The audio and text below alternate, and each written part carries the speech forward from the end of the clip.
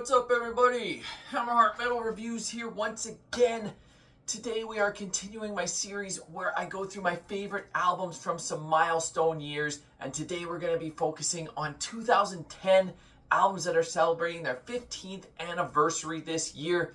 As I've gone through these multiple years throughout this series, I've been doing a top 15, but I was really struggling to narrow this year's down to only 15, so I'm actually doing a top 20 for you today because I just couldn't not talk about a few of these albums. I mean, I could have easily done a top 50 here and still had a hard time, but I wanted to draw the line somewhere. Been trying to stick to 15, but there was just too many albums that I felt like I really wanted to bring attention to and talk about, so I'm doing a top 20 today.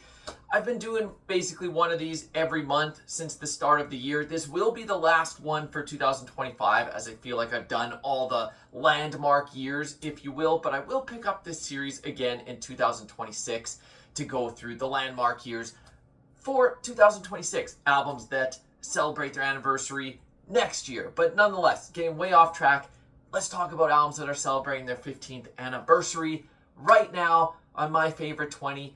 And I want to get your picks down below. Let me know if you're shocked at this list, having some too low in my list where you would have them way higher, or just can't believe I didn't include some albums. Give me your picks down below. Always have fun reading that and knowing what everyone else's tastes are, because tastes are very subjective. So anyways, here we go. In 20th place, my 20th favorite album from 2010 is Orden Ogan with Easton Hope. So if you're unfamiliar with this band, this is German power metal. This band has been super consistent throughout their career. They've really developed a trademark sound where you just hear a song, you know it's Orden Ogan right away. All their stuff is around this like self-created fantasy lore, which is really cool.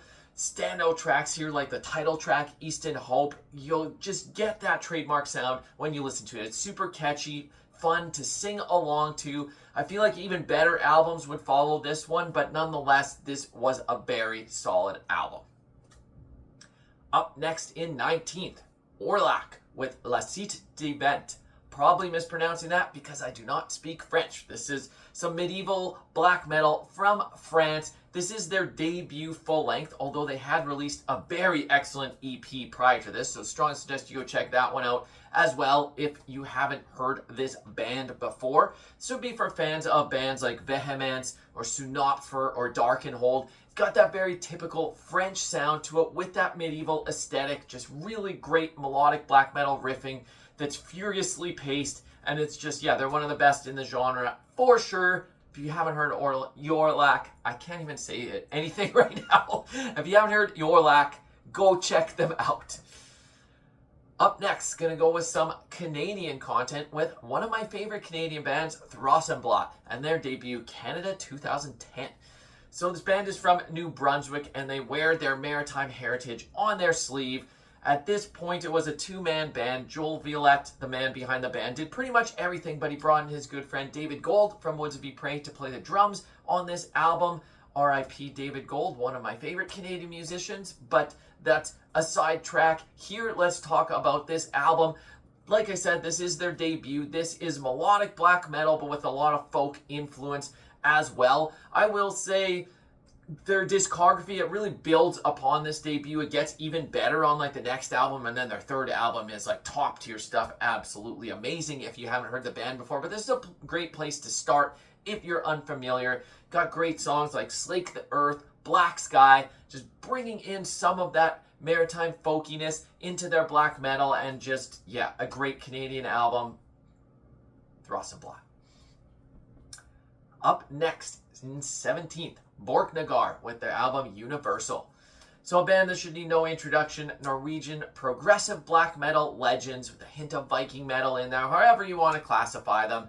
At this stage in their career, they had Vinter Sorg on lead vocals, and he absolutely kills it with his clean vocals and harsh vocals. Go listen to a song like Havoc to really see how good of a singer he is. And they even brought back ICX Vortex just for one song. He does a guest appearance on possibly my favorite song on the album, My Domain, to close it off. I will say this isn't my absolute favorite Borknagar album. It maybe is a little uneven compared to some of the rest, but that's not to take away from it. It was still an easy choice to put on this list. Still very good. They don't put out bad albums. There's just maybe a few other albums by them I prefer to this one, but it's still really killer stuff.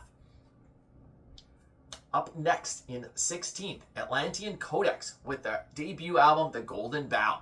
So this is some German epic heavy metal, epic doom. Definitely one of my favorite bands in this very specific sub-genre. This debut really has this very organic sound. It's not like too overproduced. You could say for fans of a band like Bathory, at least in like the Nordland era, you can hear that influence here as well with bands like Solstice or Candlemass. Just really has that epic doom palette with some epic heavy metal influence there as well. And another band where I think they got even better on the subsequent releases, but this was a great start to their discography. If you're unfamiliar, go check out all their albums because they kick a lot of ass. True heavy metal through and through. Awesome stuff. In 15th, some more Canadian content. Sig Artir with his album God Saga. So this is a one-man band. This is Canadian folky black metal with absolutely virtuoso guitar parts. He plays these really great neoclassical guitar solos that you wouldn't necessarily think fit in a black metal album, but he really pulls it off. The man behind this band is just talented as hell. It's so impressive that it's one man doing all of this stuff. The song compositions are excellent. I absolutely love this band. Every release he's put out. The guitar work is what really stands out. Truly great folky black metal. If anything I said sounds like it might be up your alley, don't skip Sig Artir. Go check out all their albums, and especially go check out God Saga from 2010. Up next, we're going to switch the subgenres, go with some Death Doom with Hooded Menace and their album Never Cross the Dead. So Finnish Death Doom masters, one of their best in my opinion, maybe not their absolute best, but pretty damn close, and another one where I'm saying one of the best in the genre as well. This is their sophomore record. It's just tunes filled with horror. You got the crushing death metal vocals with their like signature guitar tone that's just absolutely crushing, the doom riffs with the heavy guttural vocals. It's just a match made in heaven here, and they really just pulled off a flawless album. Really killer stuff. Hooded Menace.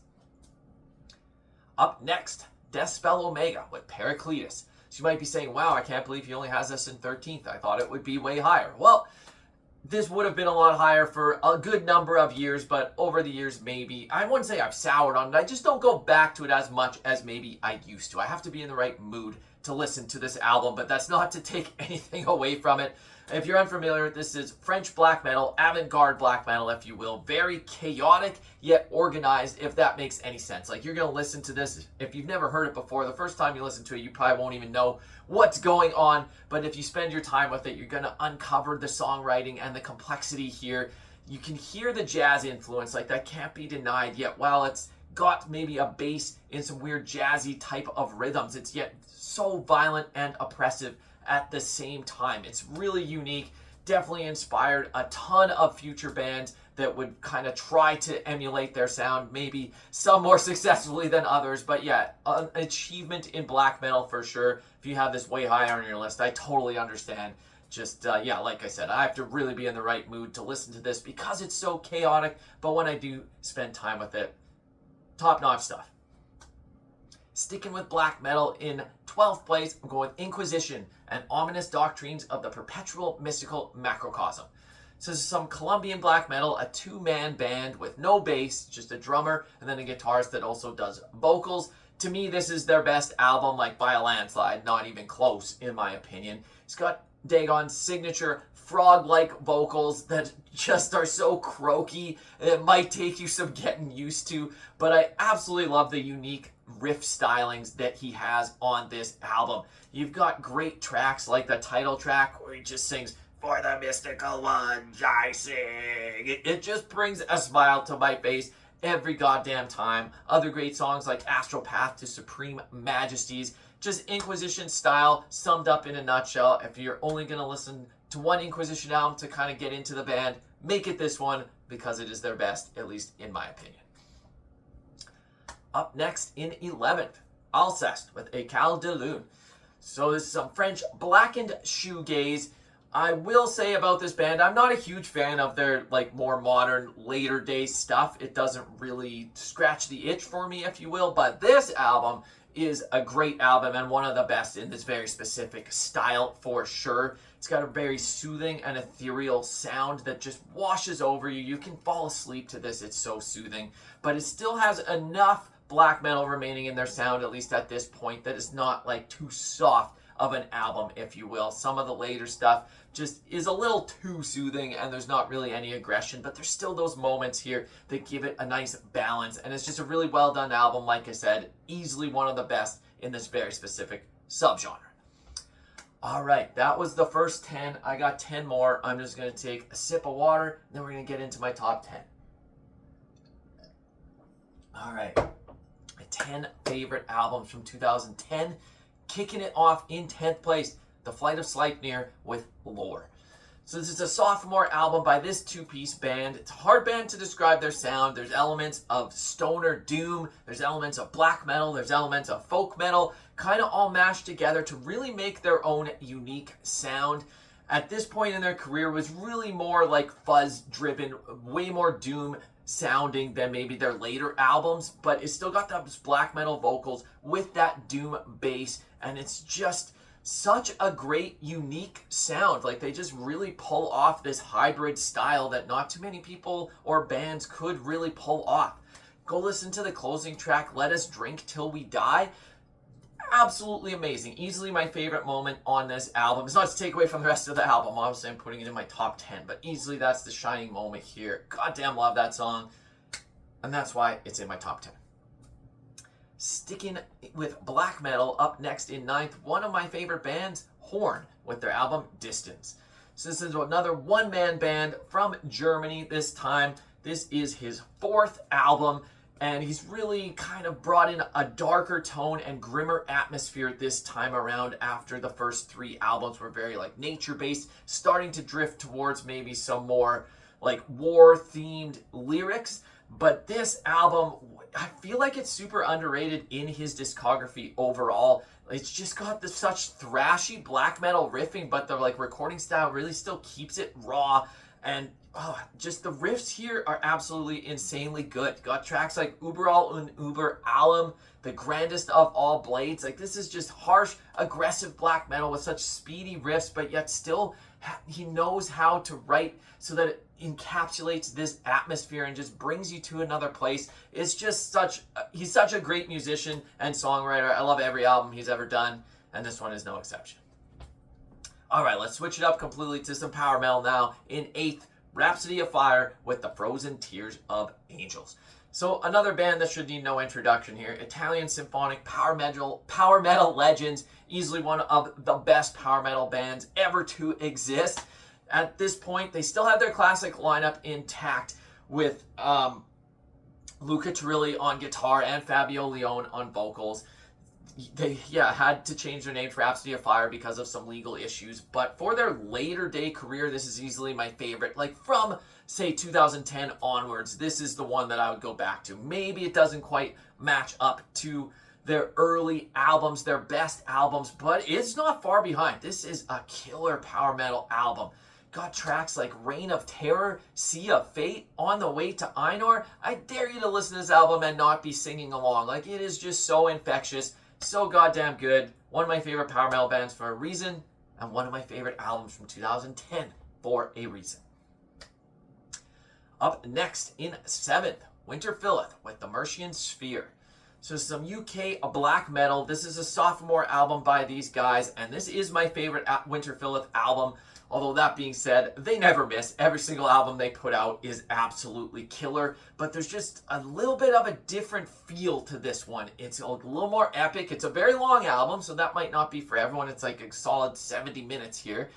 But it doesn't feel long when you're listening to it. This is just atmospheric black metal done right. You've got the Wayfarer trilogy on this album. You've got other great songs like A Valley Thick with Oaks, Defending the Realm, the re-recording from the debut, which I think this version is even better. Just front to back, absolute masterpiece. Pretty much from here on out, I love every single one of these albums and consider them masterpieces. Very hard to rank, but yeah, check out the Mercian Sphere if you somehow have not heard it yet. Up next in 6th, Ereb Altor with their sophomore album, The End. So this is some Swedish epic doom, Scandinavian metal, I will just call it. That's how they label themselves. I mean, later in Ereb Altor's career, they really brought in more of a black metal influence, so you could call them Viking metal, if you will, but Scandinavian metal is just what suits. But at this stage in their career, this was very much still rooted in epic doom. This was the follow-up to By Honor, which is probably my favorite album by them, and this still has very much that same doomy, epic sound. This is just insanely good stuff. Like, you will feel like going on a Viking journey while you are listening to this album. The song Our Failure, the vocals are so soaring, and the melancholy is just not soothing. It's just gonna encompass you while you listen to it. Then the closing trilogy here, the end trilogy, all 3 songs, they just tie together so well. Absolutely amazing album by an amazing band, Ereb Altor. All right, now we got 5 more to go. Whew, what's even better than all this stuff I just talked about? It's crazy. I'm sure if I rank these again tomorrow, some of these would be switching places. It's just so hard when I love all of these albums. But nonetheless, let's find out what I got. In 5th place, Enforcer with Diamonds. So some Swedish heavy metal, speed metal, especially at this stage in their career. They're still very much rooted in speed metal. This is their sophomore album and easily my favorite by the band. They really spearheaded the new wave of traditional heavy metal movement, and this is a perfect example of how to do like such a throwback style and sound, but yet make it fresh at the same time. It doesn't just sound like it's from the 80s. They've modernized it and put their own touch on it while still paying tribute to the metal from the old days, and this is just so goddamn great. Like, every single song here hits the mark. You're gonna sing along to this. Just traditional heavy metal, speed metal, done the right way, hooky and catchy. Some of my favorite Enforcer songs ever here, such as Katana, possibly my favorite Enforcer song, Running in Menace, Midnight Vice. Really front to back, this album kicks so much ass. Absolutely amazing stuff. Had to be in my top 5. Up next in 4th, one of my favorite all-time bands, Enslaved, with Axioma, Ethica, Odini. So Norwegian progressive black metal legends here. To me, for their later era where they really started going in a more progressive direction, this is one of their better albums, I would say. I'm not going to put it on the level of stuff like Frost or Eld or Viking or Veldi because I prefer that black metal of their early days, the Viking metal of those early days, as opposed to the progressive stuff. But I still really enjoy their later albums as well, this being possibly one of their better from that era. It's got a really nice mix of Grudel's harsh vocals as well as the keyboardist's clean vocals, and just the songwriting here is really well done. Songs like Ethica, Odini, Giants, all in all, a really standout album from a standout band. Easy choice for my top 5. Speaking of easy choices for my top 5, how about we go with my all-time favorite band up next, Blind Guardian with At the Edge of Time. So German power metal masters, a band that surely needs no introduction. I have talked about them so many times on this channel, but here's one more. I will say this, I kind of considered at the time a comeback album, if you will. Not that they necessarily had anything to come back from, but the album that preceded this, A Twist in the Myth, was definitely not my favorite by them. It was kind of mediocre, whereas everything else they had ever released was really top tier. But this really righted the ship, and what a comeback here. Just amazing, epic stuff. The closing track, Wheel of Time, one of their best ever. A Voice in the Dark, absolutely amazing. Ride into Obsession, front to back, absolutely killer power metal from one of my favorite bands, if not my favorite band, Blind Guardian. What else can I say at this point? All right, now I got 2 more to go. In 2nd place, Agalloch with Marrow of the Spirit. So a band that's definitely hard to describe. They're from the USA. There's so many different things going on here. Atmospheric black metal with hints of folk and doom and post-rock. Really their own sound. This is probably their darkest album in their discography, and I feel like it's underrated in their discography. People talk about their favorite Agalloch albums. It's usually The Mantle, seems to be what everyone goes with. My personal favorite is probably Pale Folklore, but I might even put Marrow of the Spirit in second. It is that good to me. I think it's one of their best. It's got that darker tone, and it really works for them on this album. One of my favorite Agalloch songs of all time, The Watcher's Monolith.